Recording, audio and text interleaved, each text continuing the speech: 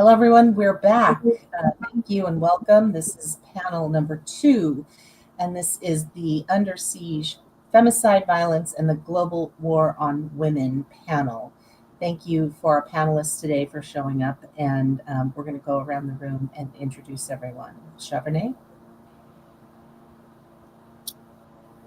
Hi, can you guys hear me?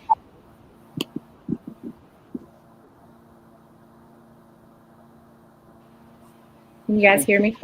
Yeah. Okay. Hi, everyone. My name is Charbonnet Patton. I am the founder and CEO of Anchored Inc. We are a social impact enterprise that provides post-trauma care packages for local and national women's safe homes for survivors of sexual assault, domestic violence, and exploitation. Thank you. Anjali? Hi, everyone. My name is Anjali Mehta. I come to this conversation as an international human rights and humanitarian law lawyer and advocate, but more importantly, as a listener. I am the co-founder and director of What is the Power of We? It's a nonprofit cultivating a collective solution to gender-based violence, essentially trying to answer the question, why, after decades of treaties, reforms, and activism, do survivors still have nowhere to turn? And we are building a global digital hub to answer that question, a secure, accessible online space where survivors, advocates, and organizations can share resources, funding, and strategies, and build capacity together, much like what our conversation today is all about. Thank you. Julia? Hi, I'm Julia Kraft, the founder of Speak to Inspire Coaching, and I help professional women get rid of speaking anxiety, get better at high stakes communications.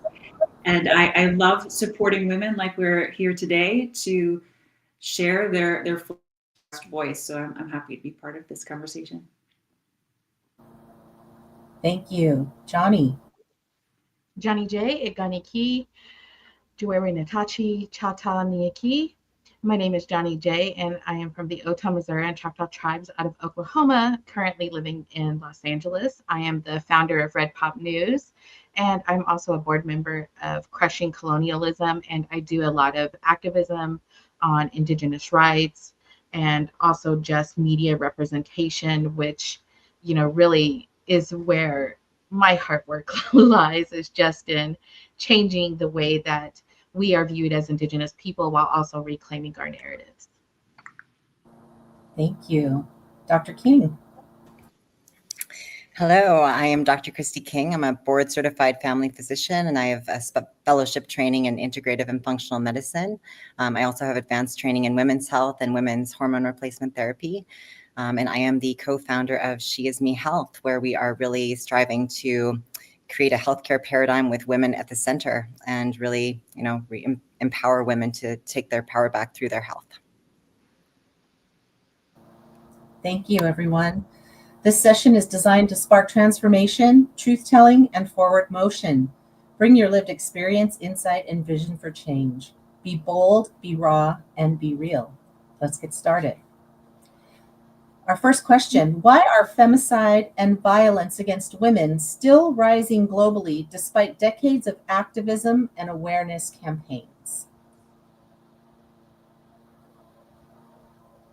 You can go ahead and speak freely. I'm happy to jump into this, Lisa, if you like. Yes. Well, I would say that, just like the healthcare industry, we're addressing the symptom, not the root. Women simply did not evolve to be under stress chronically all the time. And this systemic nervous system dysregulation keeps us in our fight or flight all the time without many opportunities to really re-embody ourselves and get into that parasympathetic nervous system response where we can really heal our bodies. So we want to help women get out of this warrior mode and into more of the wisdom of like the mother and the feminine. Yeah, I think to add to that and to jump off of that, it's really telling as well that the most dangerous place for women remains the home, where, an estimated in 2023, an estimated 140 women and girls were killed every day by partners or family members. And about 60% of intentional killings of women do happen at home. And that does, go off of what Dr. King was saying, is that even in the home, women are in this activated, highly alert state.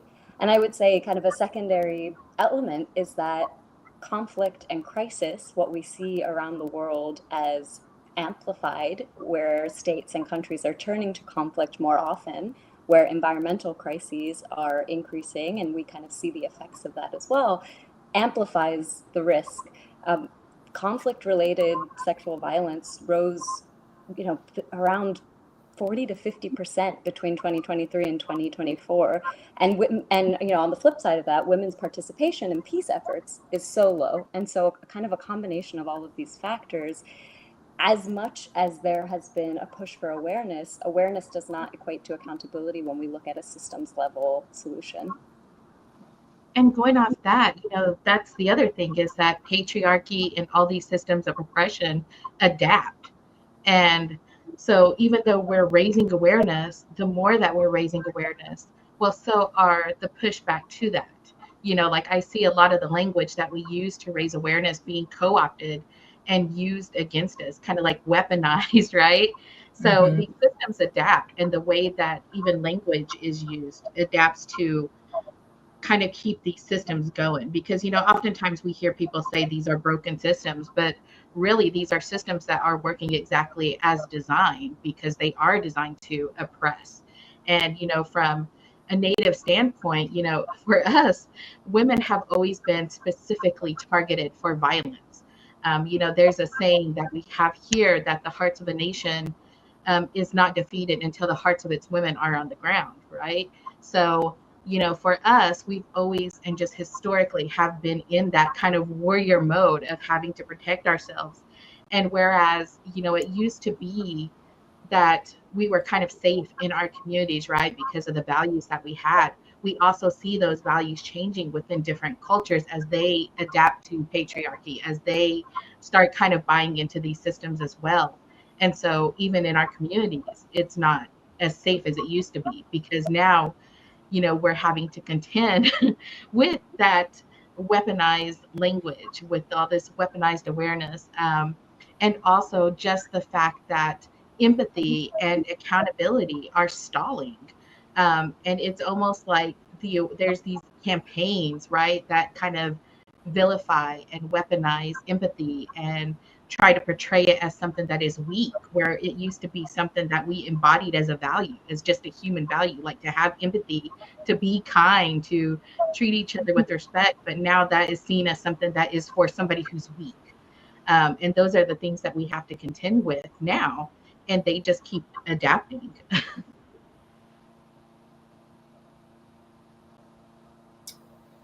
So which political, cultural, or economic systems continue to make women's safety negotiable, and who profits from that risk?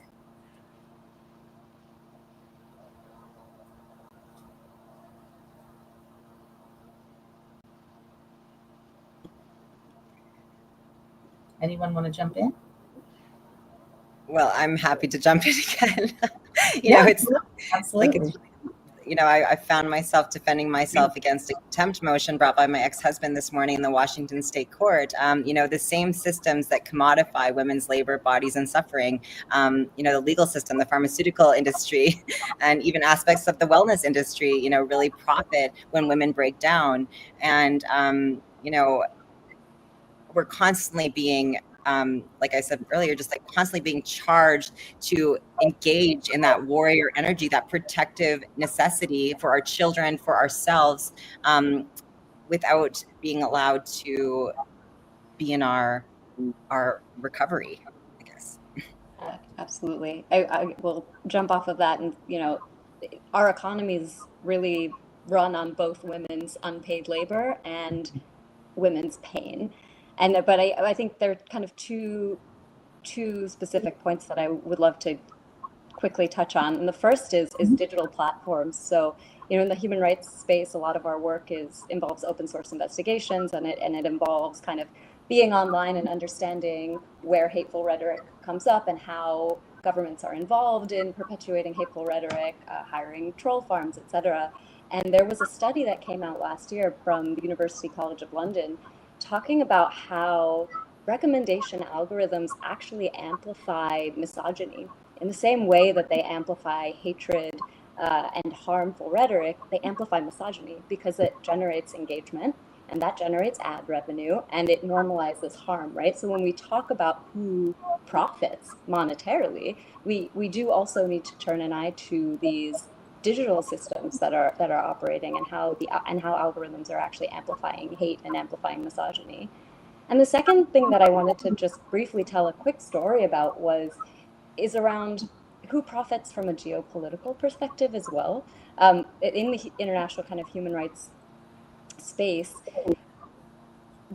we created this coalition last year to center the voices of Afghan and Iranian women who were former government officials, to document kind of state-sponsored gender violence and center women's testimonies around systematic gender oppression. But before we could even kind of get 2 months, 3 months into that work, there were multiple so by state I mean government actors around the world, mostly from kind of Western countries, and their legal teams, who kind of began this race to file their own gender-based case at the International Court of Justice. And it kind of became this competition for political and legal credit. And so I think it's also important to kind of lay bare a little bit that even in these sort of rarefied spaces of international justice, women's suffering is instrumentalized for that geopolitical pain, geopolitical gain, in the sense that women's pain is seen as this token, as this tool, especially for a lot of sort of Western governments, to say, well, hang on, we are doing something in the name of women's rights for these, non-Western women, and telling their stories. But I think that is a way that those governments and legal teams profit, both monetarily but also geopolitically, from stories that aren't theirs to tell. I would have to jump in here and agree. Coming from the survivor aspect of it, what I've noticed just even during the pandemic, right? I've noticed that the increase of people utilizing our pain and our hurts and our traumatic experiences to, like you were alluding to earlier, garner clicks and, bolstering their social media profiles. And initially, you look at it and say, oh, great, we're getting that awareness, only to realize, oh, no, it's so performative. It's not based on wanting the best for the survivors who they're talking about, or who they are, discussing on their podcast, or whatever the case may be. It's really more so about how can they gain financial, perks from having the discussion, because it seems to be a trend to be talking about it in this current moment. And so I definitely have seen that increase just throughout from the start of the pandemic up until this point. I've seen that constant increase of that happening. I agree with that. Especially from like a Native perspective, right? Who profits from it? Who profits from colonialism? Well, everybody except Natives. And we're all complicit in it in various ways, right? Because that's the thing about these systems of oppression. Like, they force us to interact with them, to participate, whether or not we want to, and whether or not we're even conscious that we're doing it. And it's been so ingrained, so it just comes naturally. About 10 years ago, I had a discussion with Colleen Cardinal, who does a lot of work on the murdered and missing Indigenous women in Canada. And she runs a nonprofit called Sisters of Spirits of Sisters. And we had that very discussion about what was her biggest fear as we were gaining more visibility about the issues that we're facing. And it was that it would be commodified, and that it would no longer be focused on the survivors or the communities that you're representing, but more about the profit that you can generate from that trauma. And we really see that with social media, and we even see it within the work that we do to address those issues, right? When we're applying for grants, one of the first things that they require us to do is to expose our pain, to commodify that trauma in a way, in order to get the funding that we need to address those issues. And so And it also creates a system where there really is no incentive to address the problems, because that cuts off funding, that cuts off money if the problem is solved. And here in LA, I'm very low income. I'm disabled. And so I'm very housing insecure. And since the pandemic, I've had to jump through all these hoops with nonprofits. And, you really see that there's a lot of red tape that they can't cross, and just all these barriers they put in place where they can help make it easier for you to be homeless. They can give you a tent, maybe a backpack with some socks and some toiletries, but that's all they can do. They can't do anything beyond that. They can't really offer rent relief. They can't do anything until you're already in crisis. And I've had some of these places even tell me that it would be more beneficial for me to relinquish my home, to be homeless, and that then they could help me. But that help is putting me on a waiting list that is 10 years backed up. And, and just the other day, I was just talking about this, but I applied for, was referred to a nonprofit that has hardship grants, and nothing. I heard nothing for months. And then yesterday I got a text that said my hardship application had been approved, and to follow this link to see what my benefits were. And so I did all that. And then I get there, and my benefits were matching with for-profit colleges. It was for a loan for bad credit, and insurance at 75% off. And those were the benefits. So, these are the systems, like they're creating these partnerships, right? They even had, like, looking into this nonprofit, they were bragging that they had a partnership with Walmart, so they could offer Walmart cards so that shoppers could get cash back on their purchases. And it's like, we don't have the money to shop. Why are you? Right. This is an incentive, right? But that's, even in that way, like, everybody is profiting off of this, off of the suffering, and off of the trauma. And it makes us really uncomfortable to have to acknowledge that, right? Because none of us want to be those people that are profiting in some way or benefiting in some way from another person's suffering. But that's the way that these systems operate, whether or not we're conscious of it. It's just the way that it is right now. And until we start being honest about that and really being conscious and intentional about that, and about acknowledging that the ways that we benefit from all of this, then we're just going to keep going in circles and defending it and justifying it in various ways, because none of us want to be complicit. Right. And that leads us perfectly into our next question. How does silence from families, from governments, and communities allow the violence to persist? Right? I call it the enablers. Everyone who knows, but they're quiet and they don't say anything, and that just supports what's happening.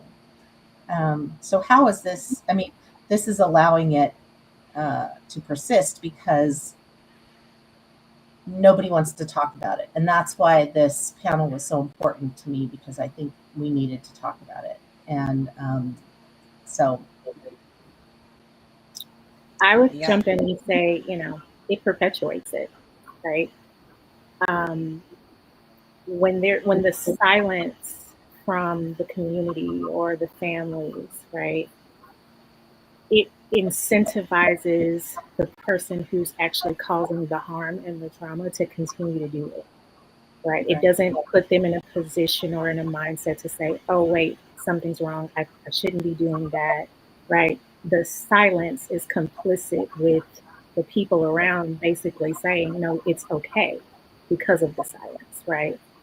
On the flip side of that, at the same time that is giving the perpetrator the opportunity to continue, it's giving the victim the moment of, my story is not worth being told. What I have to say is not important, because obviously the people around me are siding with the person who's doing it to me. So why should I speak? Right? Mm-hmm. So the silence is allowing one to grow in the dysfunction and the trauma, and then the other one is being silenced into the background of the trauma.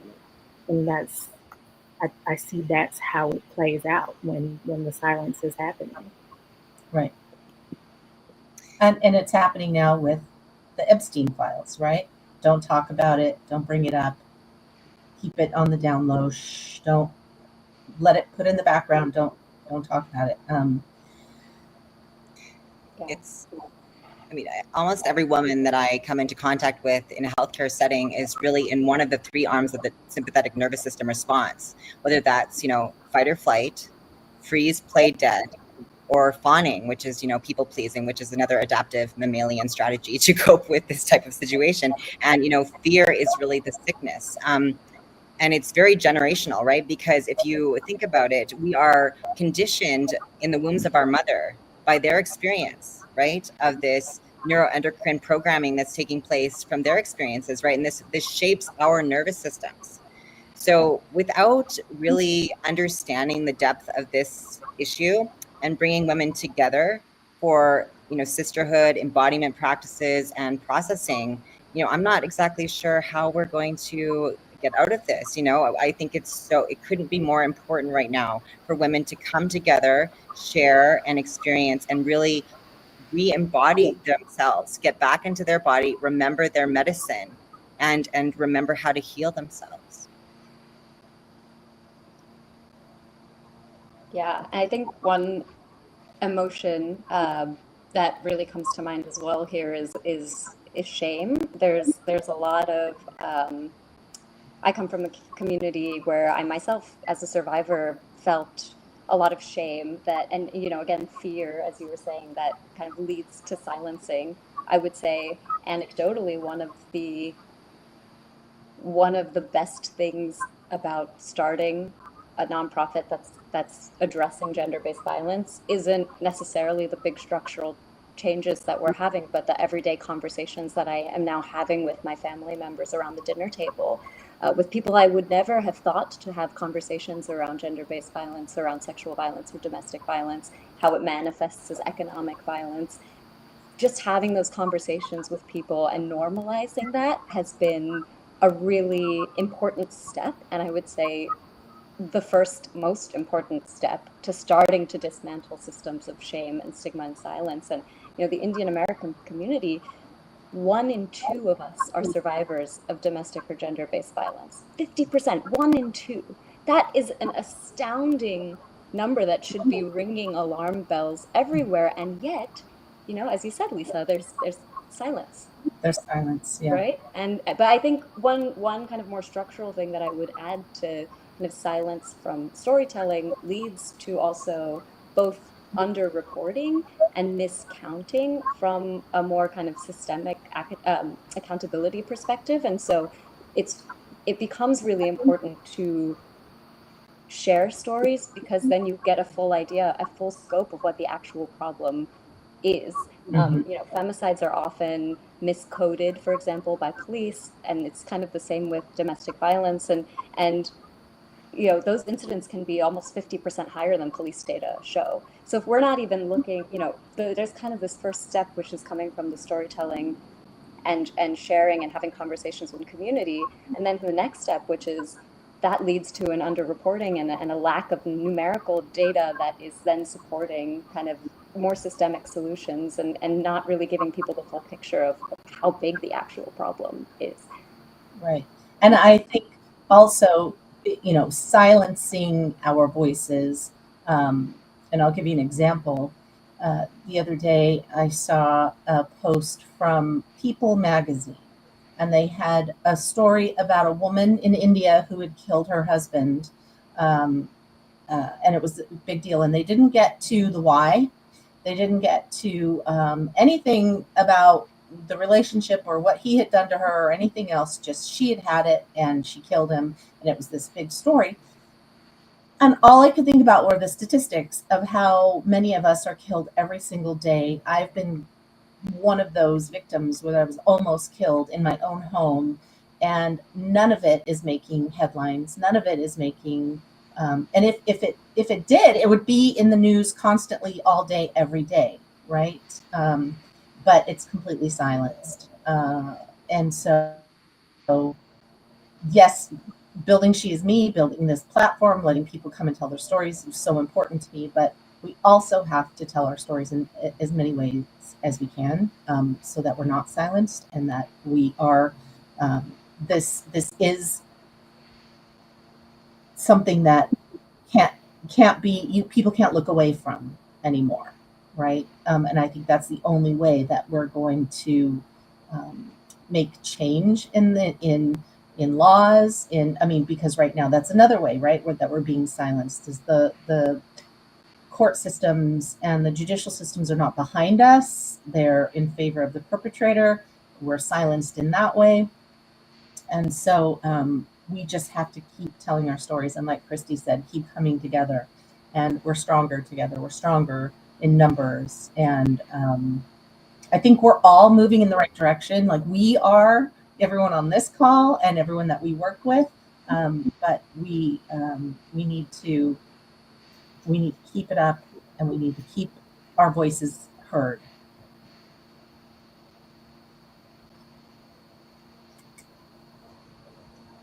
Another thing I think is calling out those enablers too. That's a big thing for me. I am just not having it anymore.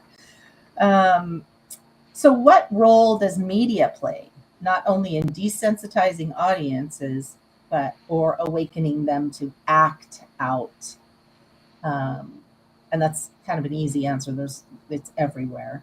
And I actually had someone post on something about how the internet is causing this rise in violence, and I answered, well, what about movies and television and video games and music?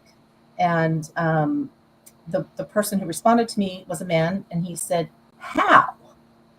What are you talking about? Because it's so normalized that how could that be true, right? I think there's a lot of nuance, right, that goes into this, because as somebody who works in the media and as a journalist, I'm very, very critical. I'm a media critic, and that just expands into everything that I do, that I go into it with a critical eye. And one of the things that I find is that to me, it is more driven by the internet. And it is more driven by us being connected 24/7 and not getting to break away from it. A movie ends, a song ends, video games, you have to go to school or go to work, so you have to step away from it, and that's it, right? But with social media, we're connected 24/7 through our phones, through our computers, through a lot of the work that we do, especially as journalists. And it changes the way that you communicate. It changes the way that you start to relate to other people. When you're online, people will say things and be more blunt, be more cruel, because there is still a feeling that because it's the internet, it's not real.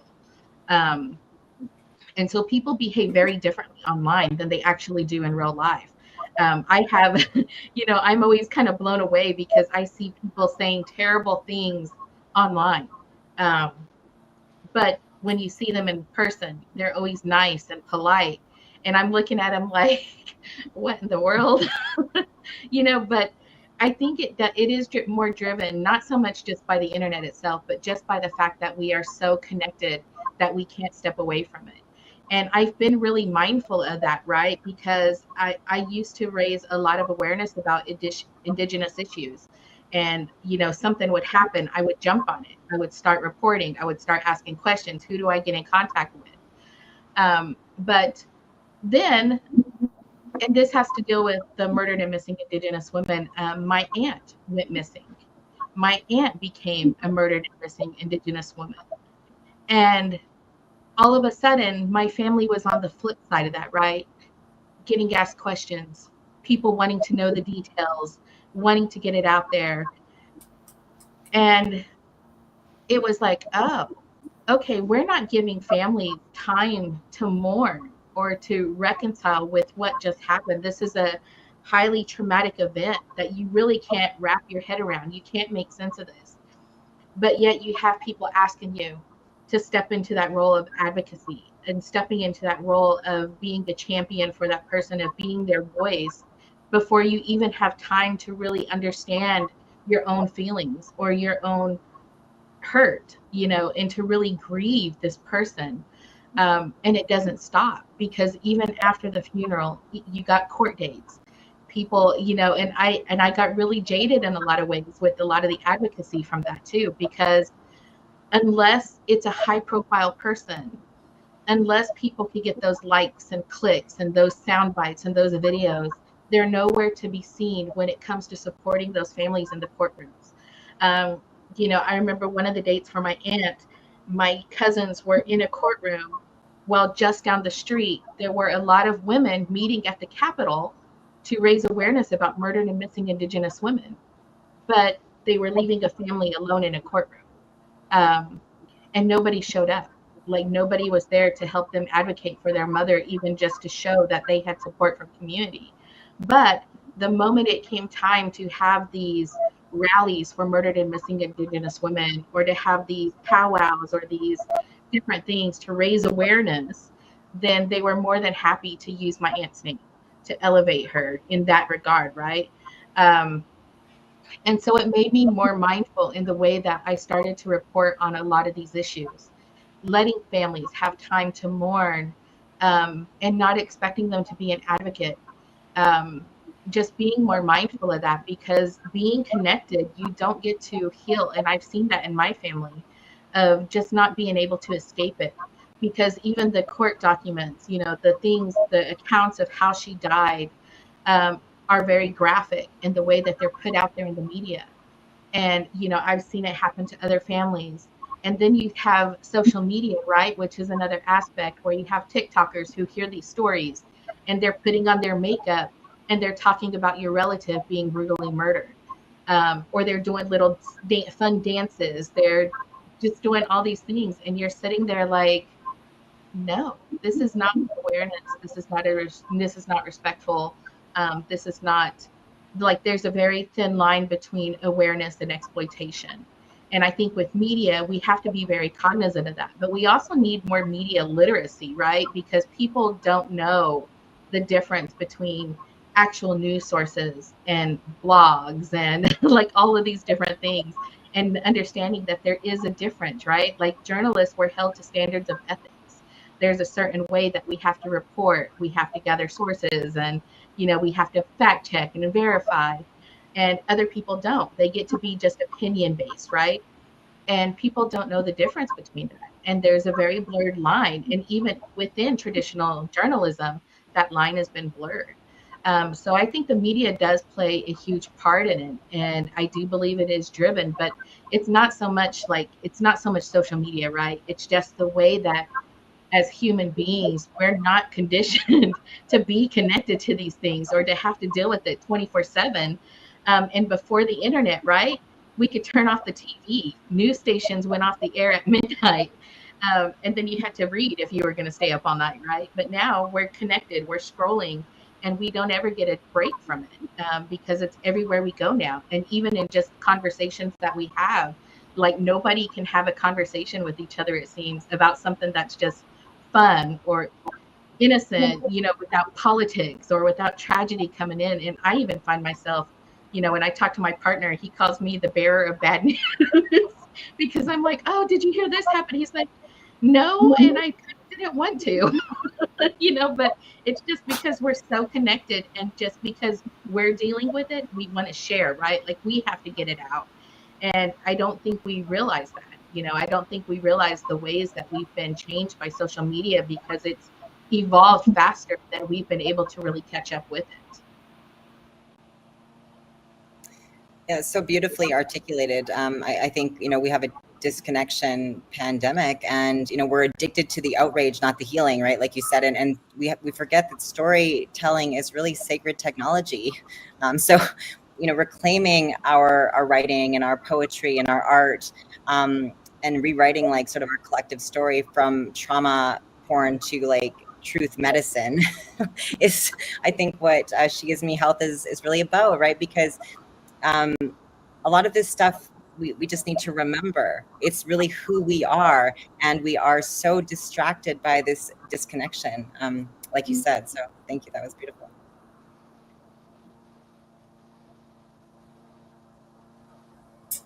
When justice systems fail survivors, which happens multiple times a day, what models of community-based accountability actually work? Yeah, I think I guess as a lawyer here, I will chime in about the importance, I think, of looking at justice from a more holistic perspective. We often think about justice happening in courtrooms, and I think that's a fallacy. And as we've learned, especially as survivors, there is a justice system that fails survivors every step of the way when it comes to looking at evidence and whose evidence is more credible. For instance, I had an asylum client who was a domestic violence survivor, and her entire testimony was thrown out because the judge found it not credible. And that is the case over and over and over and over again for survivors.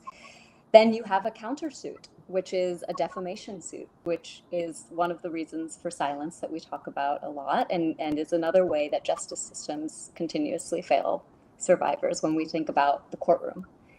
I think it's really important to step out of the courtroom when we talk about justice as well. And I think that comes not just from community accountability models, which there's one that I really want to highlight, but also thinking about survivor-led restorative justice models, which have, there's ongoing studies and ongoing work around, survivor-led being the key restorative justice models that have been very promising. Yeah, you see reduced recidivism, and these are really, really important, I think, methods to start moving forward when we look at justice and thinking about, are we listening to survivors? Are we listening to survivor needs? And are these solutions, are these justice solutions survivor-led and survivor-centered?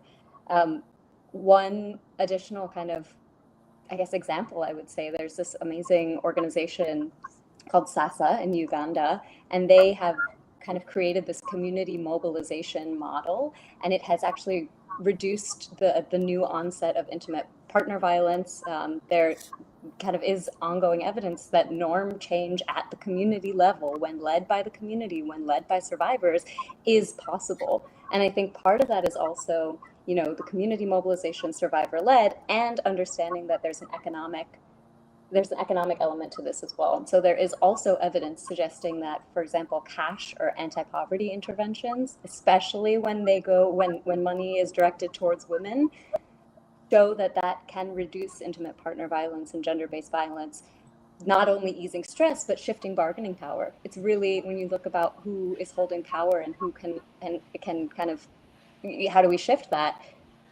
Giving money to women is one of the big ways that can happen. I would love to jump in right there, because that directly ties into what it is that my organization is working on, right?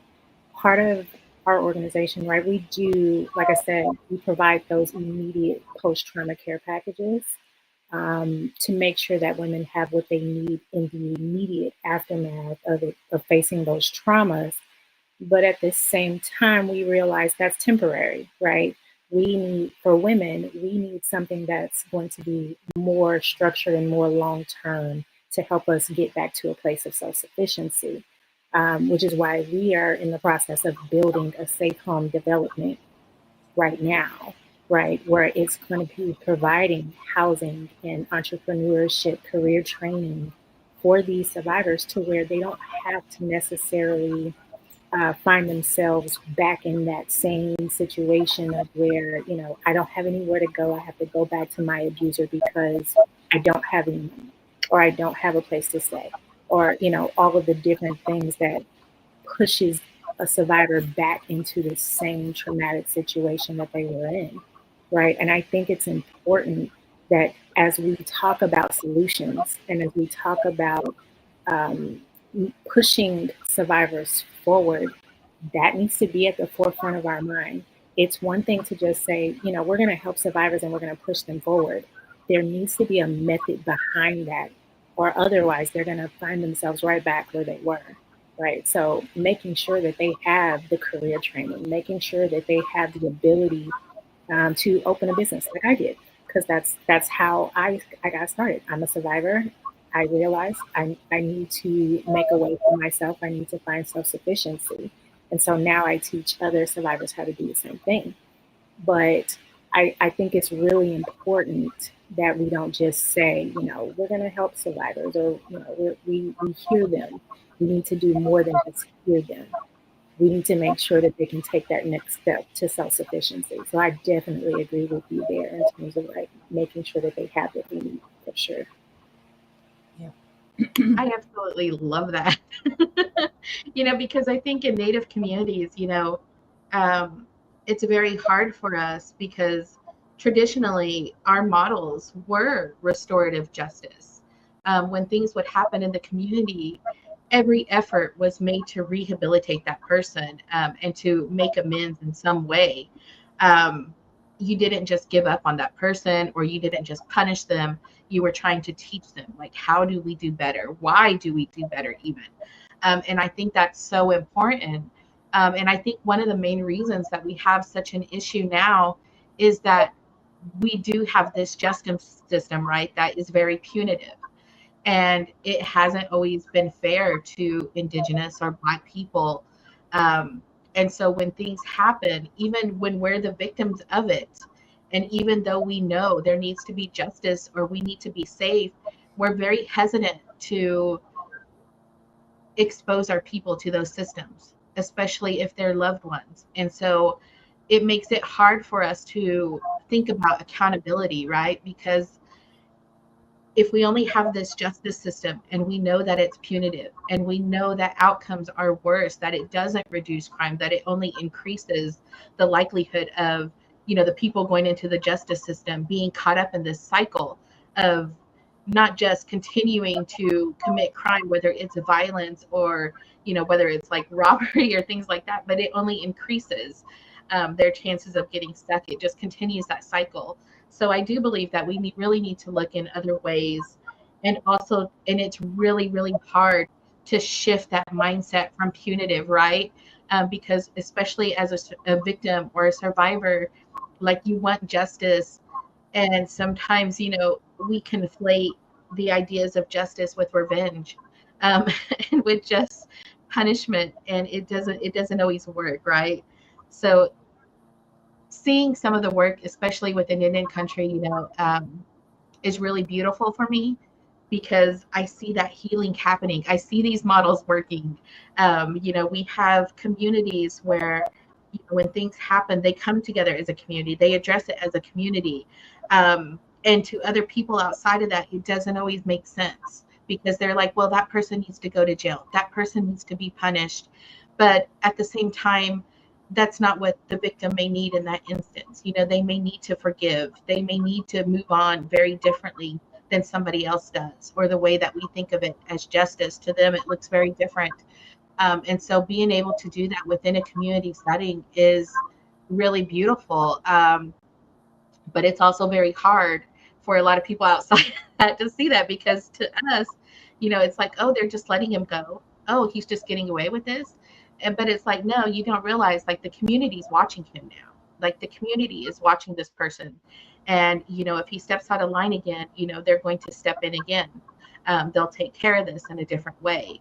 And, as a last resort, it may result in going into the court systems, and sometimes they may not even have a choice, depending on what the offense is, of how to deal with it. So, but I do believe that we do need to put more power in the hands of, like, survivors, and dealing with justice and dealing in ways with healing, even if it doesn't make sense to other people, because that empowerment, that autonomy is very important. For my mom was a survivor of rape and domestic violence, and she struggled with it for a very long time. And we almost lost my mom to addiction.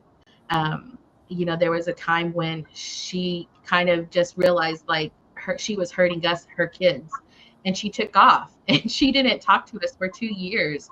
We would see her in a store and she would pretend like she didn't know us.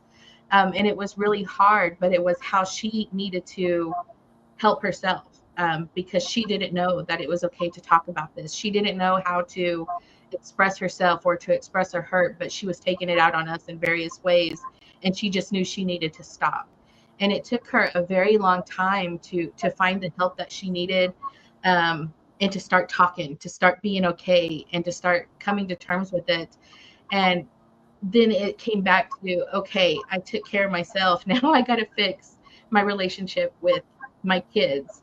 And it was very hard for us, because we didn't know if we could trust her. And we loved our mother, but at the same time, she had abandoned us. And it was a lot to work through many years.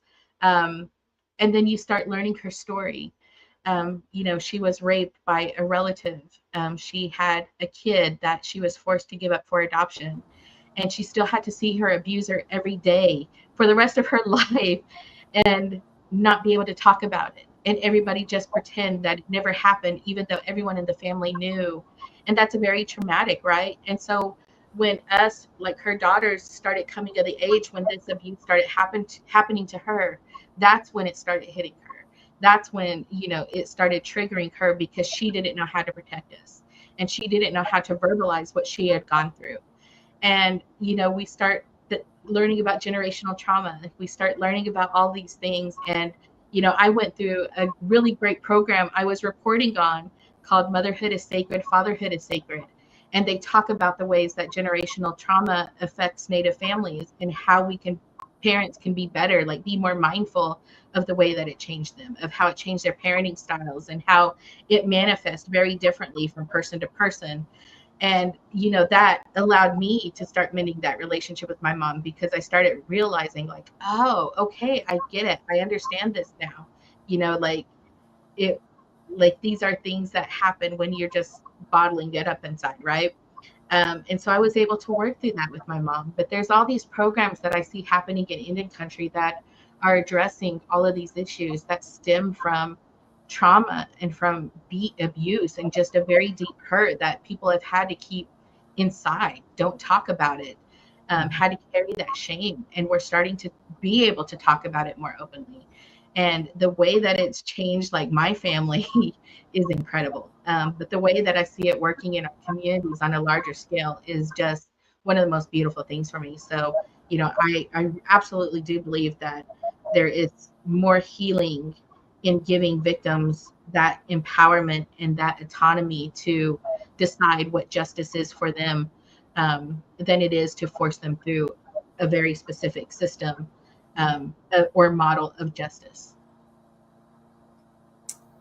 Beautiful. Go ahead. Thank you. I really feel that, thank you. I'm just echoing very briefly what everyone has already articulated. The answer really lies in ancient feminine governance, in circles, not hierarchies, and, justice rooted in relationship, not punishment. So, in Hawaii, we have what we call it ho'oponopono, which is, about restorative justice through truth telling and accountability, which is what, the process you described. And just imagine if our family courts operated in this way, centering really on healing as opposed to humiliation. What a different experience that might be. Yeah, I'm just jumping in. I just want to say thank you to all of you for being so vulnerable and sharing your stories and your experiences as well. I think jumping in on restorative justice, because it is what I wrote my thesis on and my favorite form of justice that exists in the world. But I think also we have to consider that what we are talking about a patriarchal system and a systemic issue. And Johnny, you said it, we are a community. We have to still live together. Mm-hmm. Is a retributive justice system the way that's going to allow us all to live together? I don't think that that's the case. I think it has to be a restorative circle that allows us to learn how to live together and learn how to move forward while centering voices of people who are survivors and who are victims, right? So that's just the last thing I will say on restorative justice. But again, thank you all for those insights. So we have a couple of questions that kind of tie into this. So I'm just going to go through them really quickly. And the first one was, how can we protect survivors' dignity and stories without re-traumatizing them in the process, right? Because that was one of the reasons why I created this platform, was because I didn't want to be re-traumatized by telling my story out there in the world, just on the internet, and get attacked as we are all the time, and be re-traumatized and be sort of in that. So I wanted to create this safe space where people could come and tell their stories without shame or judgment, and be able to share and feel connected and feel comforted with the community. So that's one example, but how can we do that going forward? And then what we just talked about, with global or local movements shifting policy, what can we learn from them? I will jump in on that first part. I think giving the opportunity for survivors to not only speak when they're ready, like not necessarily forcing them to speak, but giving them the opportunity to, one, speak when they're ready to speak, right? And then also journaling.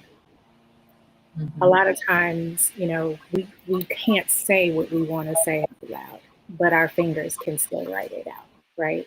So having like journaling workshops for survivors, things of that nature, to where they don't necessarily have to speak out of their mouth the things that have taken place. They don't necessarily have to go through the verbal re-traumatization of what happened with them, but it still gives them a voice. It still gives them the opportunity to say what took place, speak it in their own words, not what someone else is trying to feed them to say or anything like that, but it gives them the opportunity to have that, again, self-sufficiency, that empowerment to speak on their own behalf without having to feel like, you know what, my voice was silenced once before, right?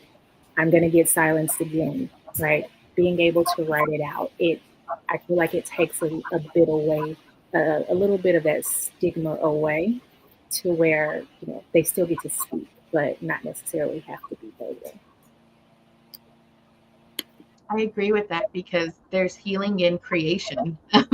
And some of my previous talks where She Is Me has been on that very topic. And because when my mom passed away, I'm a talker. I talk through things openly, bluntly. I'm a journalist and I'm a storyteller, so I use my words. But when my mom passed away, it was very traumatic, and words were too much, like too real, right? And I wasn't ready for that. I wasn't ready to say the words, to make it all real.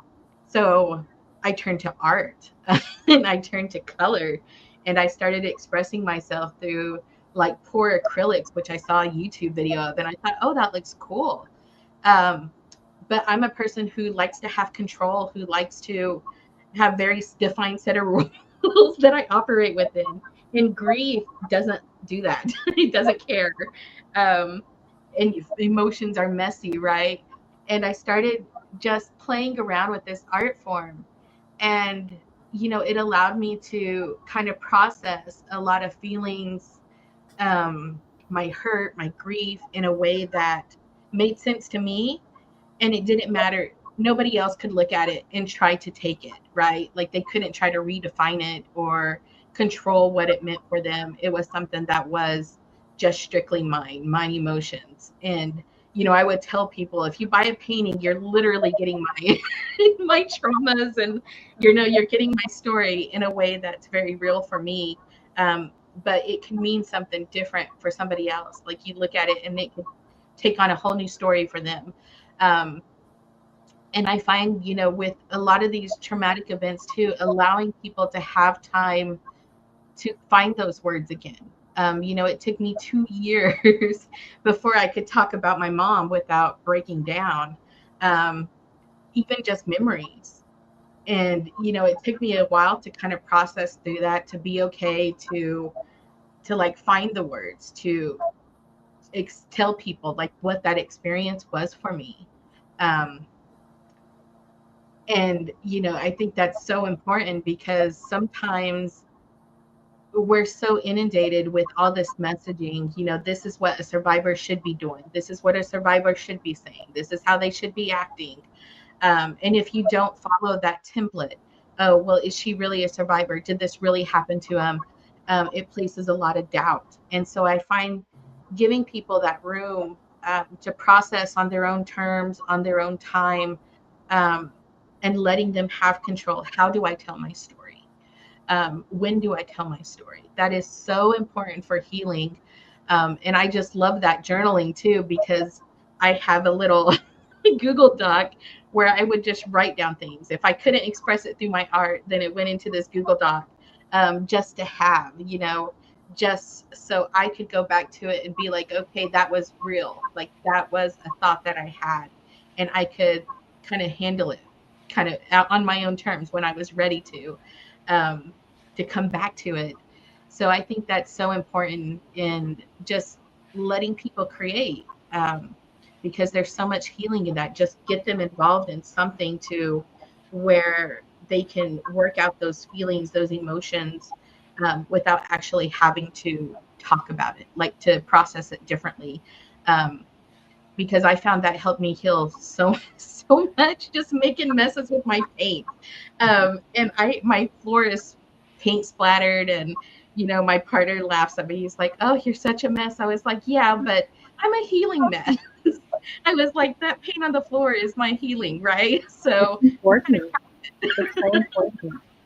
Like my first book was teaching people how to journal through the process of telling their story. Like that was my first book that I put out.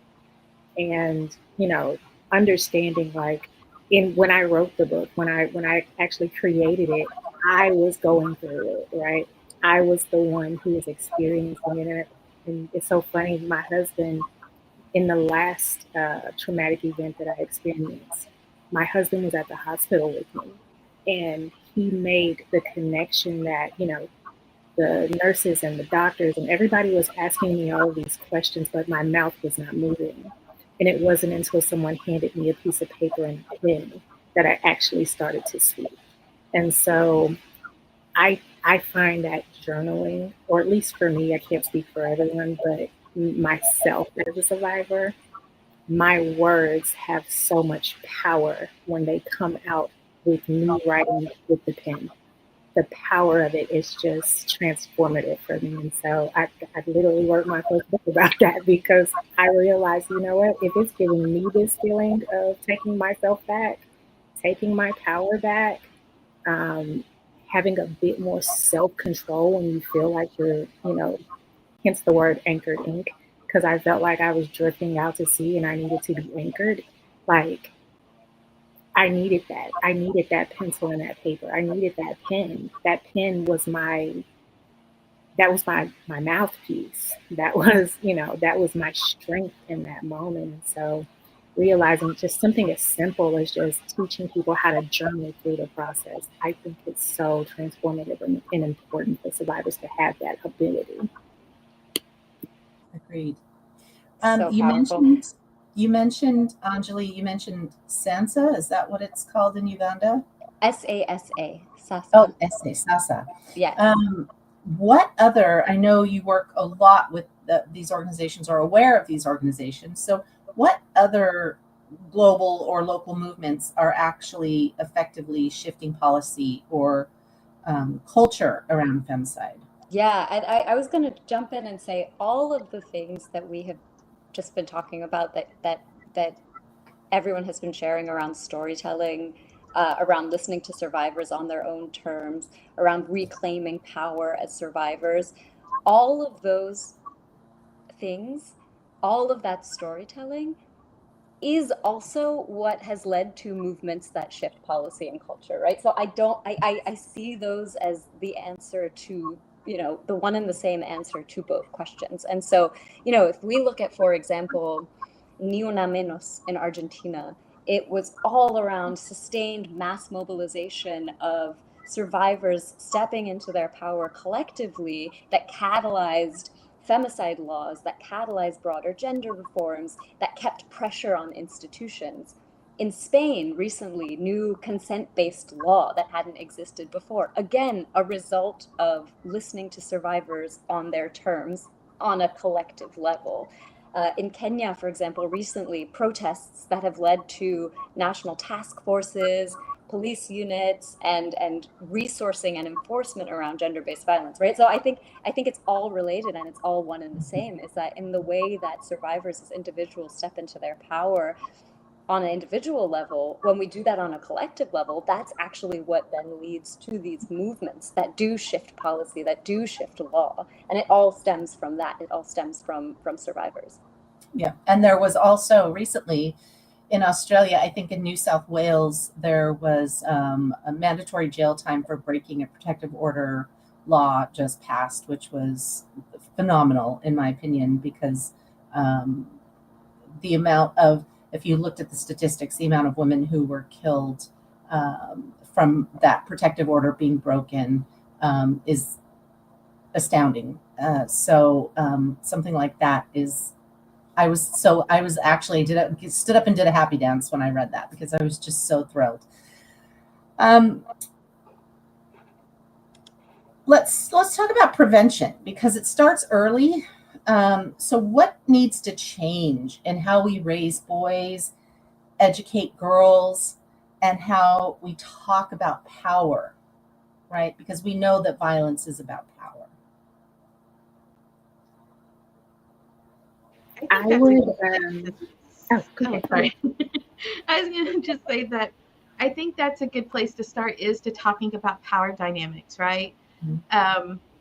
Because I feel like that's where things get really shifted and misconstrued and weaponized, is when people talk about power. From when you see men who respond to what women are talking about the violence they experience at the hands of men, they're like, not all men, right? But they're unwilling to discuss the power dynamics that exist, right? That men are more likely to listen to other men, more likely to really hear them if another man is telling them, like, hey, this is not respectful behavior towards a woman, than they are if we're telling them, right? Because when we tell men anything, because of the way that patriarchy has shifted the power dynamics, it's like we're nagging.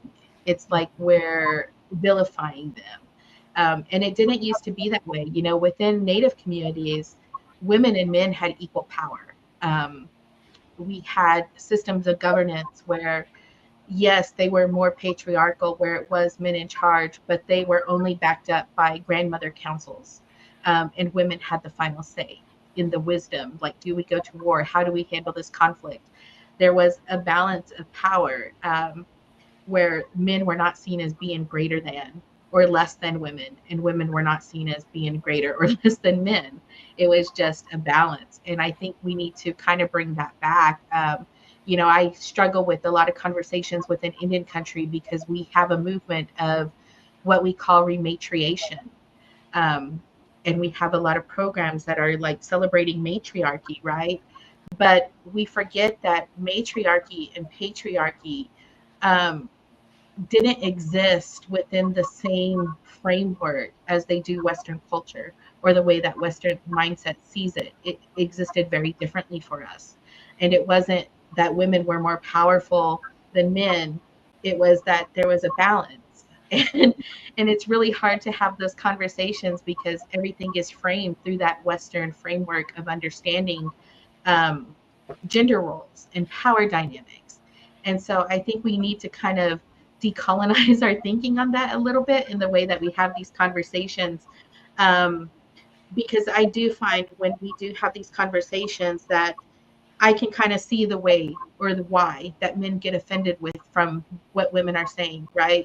I can also see the way that we get offended from the way that men are talking. But a lot of it is just a communication error.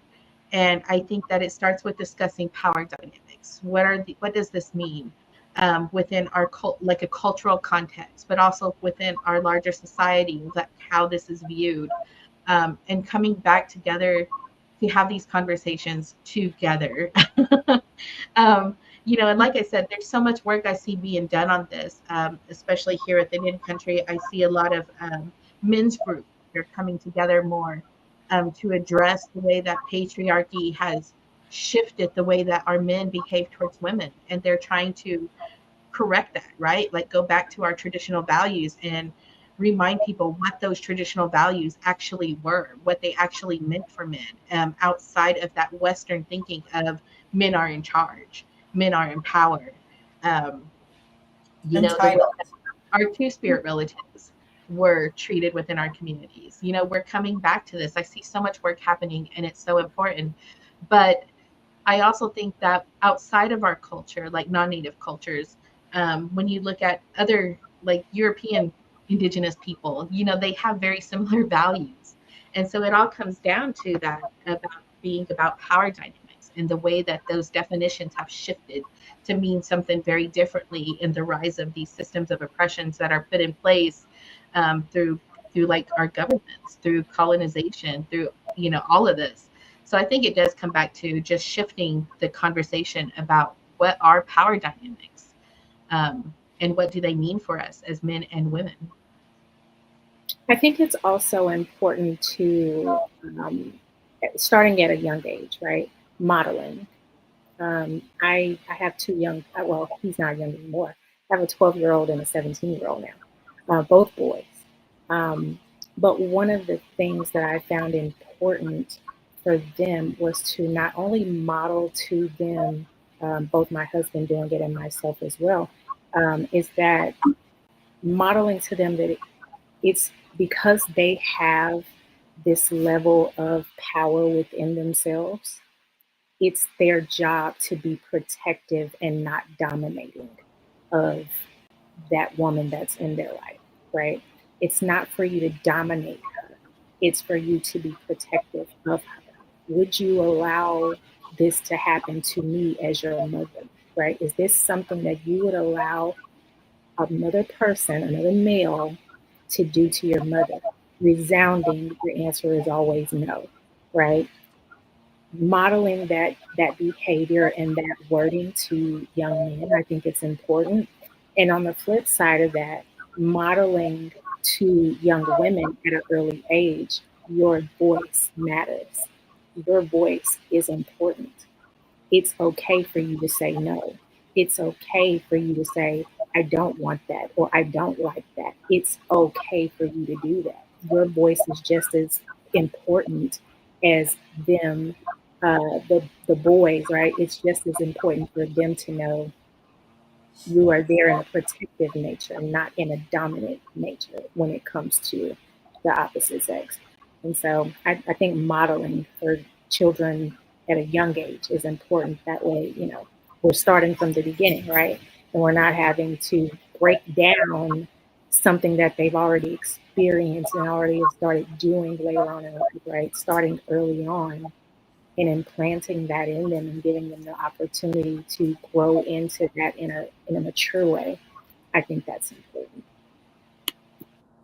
I love this. And I just want to say, I really believe that it comes with women starting to embody their power and embody leadership, because feminine leadership doesn't dominate, it harmonizes. So, if we could really get back into our somatic intelligence and lead through our nervous system, this could be extremely powerful for both men and women around us. And I think, that's part of us, having these embodiment opportunities for women to, story tell through their bodies, right? Through movement, through somatic embodiment practices, also journaling and these other practices as well, but really getting back into our bodies, right? We do a lot of talking, and I absolutely agree. Like, these stories should not be forced out of us. They should come out of us, freely through a healing, ritual. And that's how we take charge of our nervous systems, and we lead from that place. I also think with our boys, I have two boys, teaching that violence isn't the answer. And I'm going to go back to movies and television and video games. And, every video game is a first person shooter game, and every show is about police or gangs or The Fixers or something. Everybody has a gun on TV. So there's just this idea that's not blatant. They're not saying it, but it's that everything is solved with violence. If you don't like what somebody's saying, you can just kill them and your problem is solved, or you can just hurt them or silence them.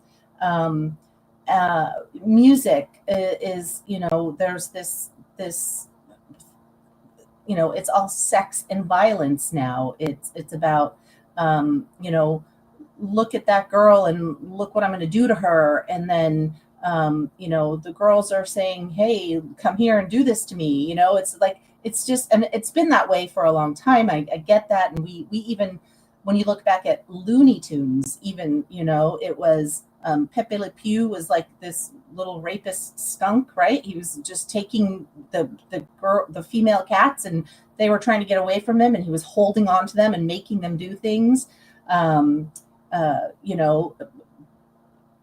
There's the hunter with the gun, and he was trying to kill the rabbit all the time. And I mean, we just have grown up in this pool of violence, and it's been normalized. So it's really something that I think we need to start, that violence isn't the answer to any of this. And, that making a point to say that this isn't real, this isn't how things work, this is all made up. But I would love to see some systemic change on filmmakers and, and in TV and things where women are taking the lead in creating content that isn't about this, that isn't all violence. And I know it sells and I know it makes money, and that kind of goes back to the very beginning of what we were talking about. But, how do we then enable women to create more content and to tell different stories and to bring more of that into the mainstream, so that our children aren't just being inundated with this violence all the time? Yeah, I mean, it's go ahead, Jenny. Oh, go ahead. No, go ahead, Angela. I was just going to jump off that and say it's very interesting because, the same film that will be rated, for example, PG-13 in the United States, if you go to Germany, for example, the high levels of violence kind of increase the rating of that, so that violence is really considered a huge issue from a viewership perspective. I think the flip side of that, and I think this is also important to talk about, is sexual content. In Germany, for example, the ratings go a little bit lower. There's this more kind of free understanding of sexuality, whereas here in the US, if something has a sex scene in it, all of a sudden the rating is going to skyrocket when it comes to viewership. And so it's that balance of, well, okay, violence seems to be okay, but sexuality and sex seems not to be okay. Whereas, there is, starting from illegal, but culture in other places like Germany, for example, where violence is considered a huge issue, and sexuality and sex is considered kind of more of a normal cultural, more of a normal thing. And so I think I just think it's such an interesting, juxtaposition between the two. I think that it goes along with alcohol as well. Like if you go to some of the countries in Europe or even South America, alcohol is maybe an accompaniment with a meal or something. It's not something that is used in excess. And we know that here excess is, in the United States, excess is everything. More, whether it's sex or violence or alcohol, more is better. The more you can consume, the more you can, experience, whatever, more is better. So we've got to change the narrative around that as well. And I think, one leads to another, right? All of these things in excess are symptoms of what is happening, here on the ground, right? Like the systemic, what am I trying to say? Keeping us under the poverty level, and the violence against women, and there being no consequences, and so on and so forth. Like those things, and our unregulated nervous system, as Christy was saying, are causing us to we're trying to self-soothe. We're trying to find a way to feel better, and there's no outlet and there's no relief. And so it's only natural for us to want to try and control things in a different way. And so we kind of have to rewind and go back to, like Christy said, that nervous system, calming that down and figuring out how to help, especially women. How do we do that? And then everything else falls into place. Yeah, and I do feel like there is a huge narrative shift going on right now. Being here in LA and working in the industry that I do, I see that shift in storytelling. And, I think it's awesome, especially, with the native media, because we had shows like Rutherford Falls. We have shows like Spirit Rangers that deal with native issues, but in very, I guess you would say, more positive, fun ways, where it's not poverty porn, not steeped in violence. Reservation Dogs was the same way, where they got to show Native people in a more contemporary way, dealing with heavy issues, but still in a lighthearted way. And, I see that shift in mainstream media as well. And it's the source of my frustration as somebody who is a horror movie enthusiast, because I'm like, I would kill for a traditional horror movie, not one that has to be ironic or funny or horror comedy or mockumentary.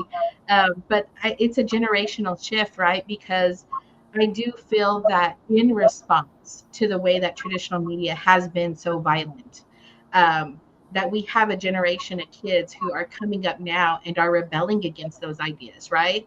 And so they are creating media that is, instead of like just violence for the sake of violence, it's a violence for the sake of comedy. It's a violence for the sake of satire. Almost every movie I see is satire. And I'm just like, why? Because for me, I want that traditional movie storytelling, because that was my generation, right? I grew up on horror movies, and I would kill for a traditional horror movie and not a satire and not a mockumentary. But I see that as being part of the way that our society is changing, the way that our youth are changing in a more positive way. I see these conversations that do have to deal with sexuality in film, where they want to see more queer representation, but also not hypersexualize those identities. They just want that representation to be normalized. And also, and to not have sex just for the sake of sex. Like, if it's not part of the story, why is it there? I see our youth asking those questions and responding in the media that they are now creating. And it is very interesting, right? Because it's like the industry is having to grapple with that new reality of what used to sell is no longer of interest to these generations that are now coming up. And so there is a kind of a power struggle going on here right now with that. And I'm here for it, because our youth have such a incredible way of framing things. Even if you just talk to the youth, as us, our generation, we're so connected to the internet. We're like, they will take Facebook from we know it's bad, we know it, but they will take it from our cold dead hands, even with like Blue Sky, like we're addicted, right? But we have youth who, they've adopted this very Luddite mindset, right? Where they're using flip phones without the internet, and just not having social media because that's where their parents are. So it's for old people. And they're eschewing that. Like, there's so many book clubs here in LA that have blown my mind, because, we think of our youth as being into video games or into all these things. But, I see these pockets of kids who are rebelling against the internet because they see the way that it has changed us. And so their response is to go the opposite way and push it aside. And so they're reading more books. They're doing more art. They're creating, like, you go to the parks here and you see groups of kids who are just hanging out, playing like old school hacky set and, not on their phones. Like, they're having conversations. They're going to like classical shows and having conversations about that. But the media that we see around us has us thinking very differently, right? So unless you're in the community, unless you're doing work on the ground, you don't really get to see that side of things. You only get to see what the internet is presenting to you. And I think that has to go with like the algorithms, right?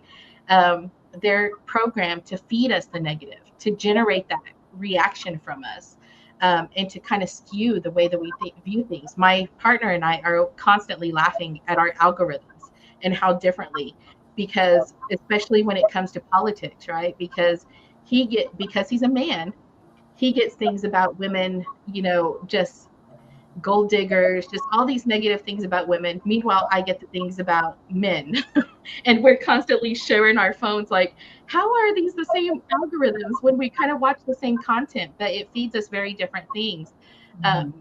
I'm very liberal, but I get all conservative things that pop up in my algorithm trying to generate that negative response for me, trying to get me to respond or interact with that content. And I just hit block now, block, block, block, because that's what we should be doing.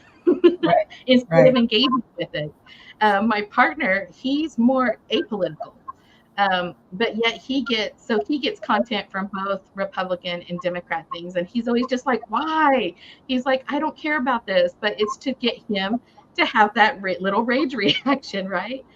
So we have to be mindful of like the algorithms and what they're doing, how they're programming our mindsets, how they're programming our reactions. And really looking at the reality of things too. I think that's, we constantly have those conversations that people don't know what's real anymore. You can show them the truth, the facts, and they'll still be like, oh no, that's not real. That's a liberal mindset. That's a conservative thing, and just refuse to believe it.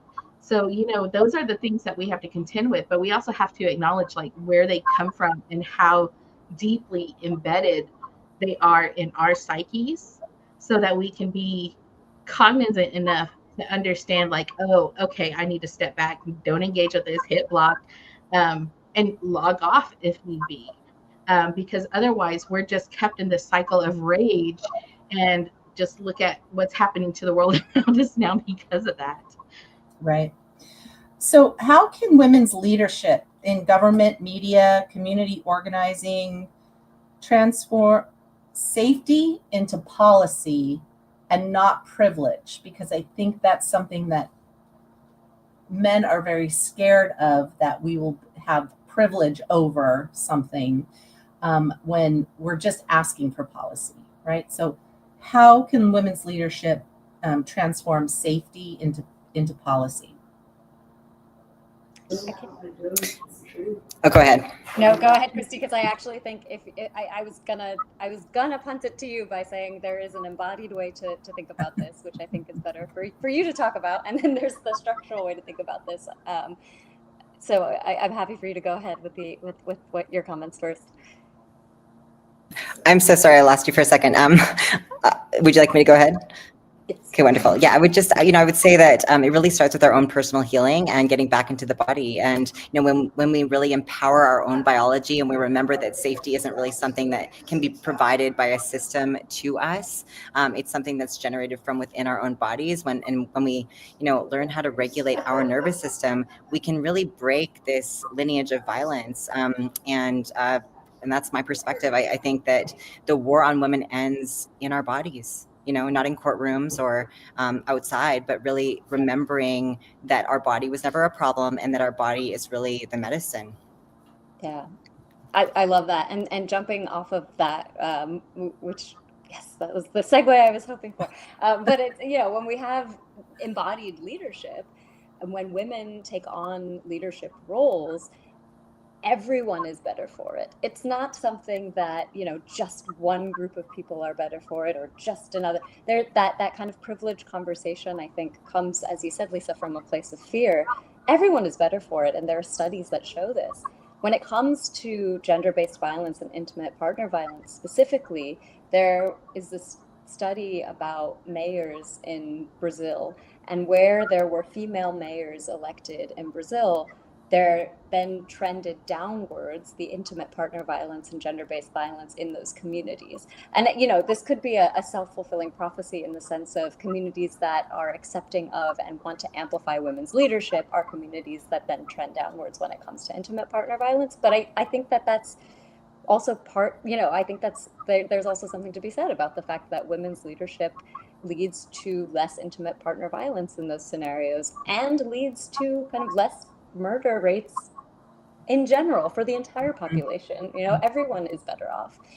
In policy and peace negotiations, when women shape policy and peace agreements last almost 35% longer than they do when women are not part of those conversations. So again, everyone benefits from a conversation where women are in the room.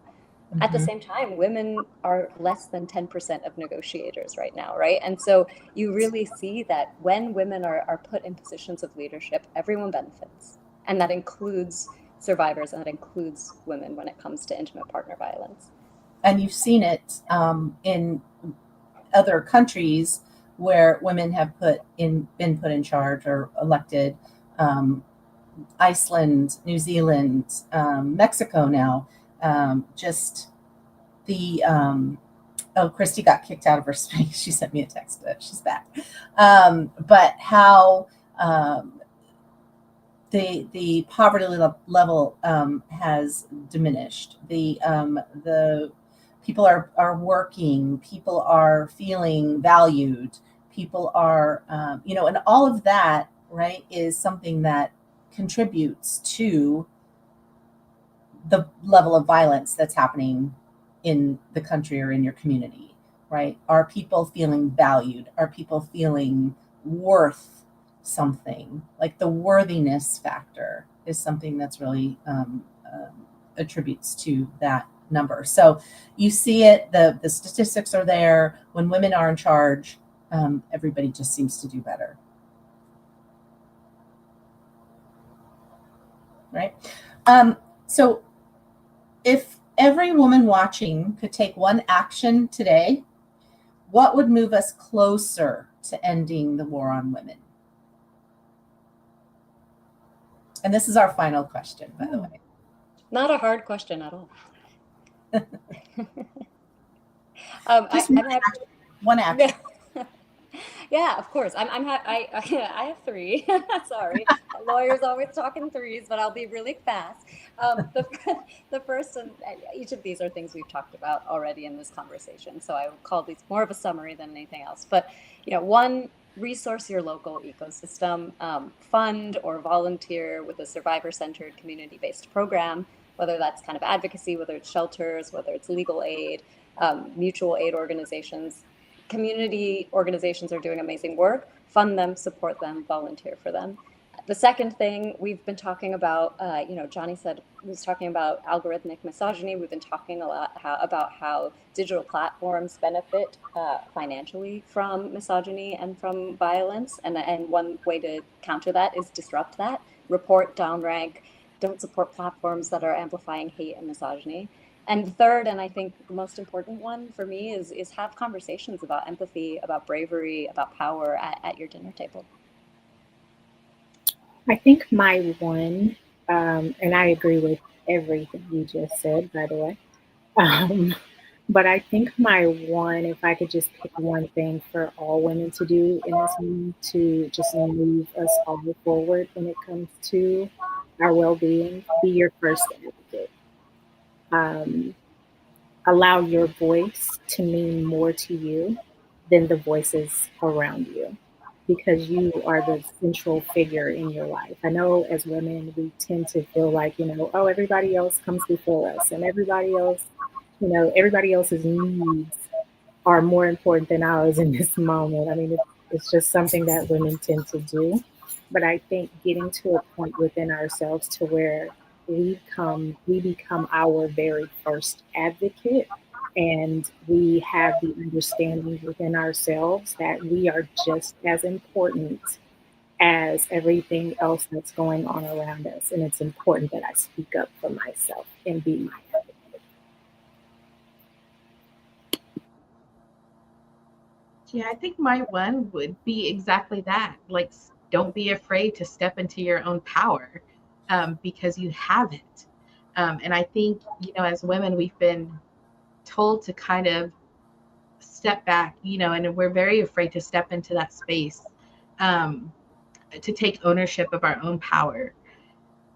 It's kind of like that Barbie speech, that I just love, because they're talking about how women, nothing we do is ever right. We're too much or not enough, and we really do have to contend with that. But I think as women, we need to just be more brave in stepping into our power and owning that, even when we know that it's going to shift the power dynamics around us, shift the relationships that we have with the people around us. Um, and just know that, when we step up, other people will either step up with us or just show us that we need to let them go. And it's not because we think they're worthless or anything like that. It's just that that relationship no longer serves us or serves our purpose. And it's okay to let it go, because we shouldn't have to make ourselves smaller to continue in any relationship, whether it's with a partner or whether it's with family.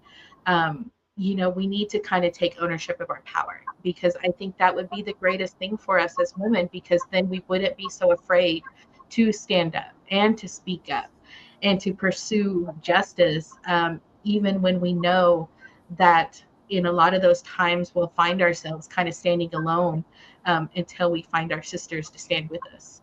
Mm-hmm. Christy? Amen, sisters. And nothing is more threatening than empowered, embodied women to the structures that are currently in place. And we're so conditioned to wrestle with the patriarchy. However, if we stop asking permission to rest, to rage, to feel, and it's really important to feel, and most importantly, to lead, with that mother energy, with using like this creator intelligence that is inside of every single one of us, the war is over, because women were really meant to heal the world by coming home to ourselves. Yeah. Nice. Thank you, everyone. That was a wonderful panel. Thank you for being here. Thank you for raising your voices. And I know that every woman that we touch with this information and these conversations will be helped. We appreciate you, and we'll see you soon, everyone. Thank you.